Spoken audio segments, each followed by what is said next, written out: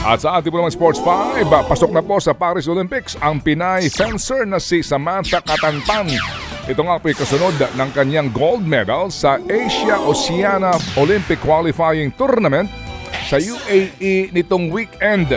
Kanyang tinalo ang pambato ng Kazakhstan sa finals ng Women's Foil Division 15-14. Bago nakapasok nga po sa finals, nilampaso niya muna ang mga pambato ng Oman at South Korea sa quarters at semis.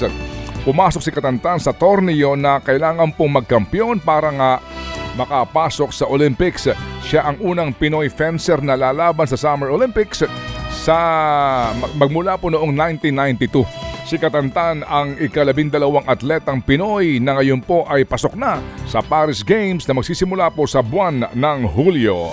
Buhay pang LA Lakers matapos makuha ang Game 4 kontra Denver Nuggets sa first round ng NBA playoffs. Hindi gaya ng mga naunang laro na protektahan ng Lakers ang lamang nila hanggang sa final buzzer 119-108. Pwede pala yun. Nagtala ng 25 points at 23 rebounds si Anthony Davis habang gumawa na naman ng 30 puntos si The GOAT LeBron James.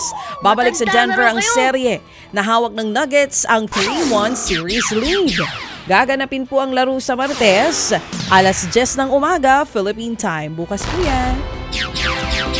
Nabawi po naman ng Boston Celtics ang bentahe sa serye nila ng Miami matapos po nilang tambakan ang Heat sa Game 3, 104-84. Magandang depensa po ang naging sangkalan ng Boston para maipanalo ang laban.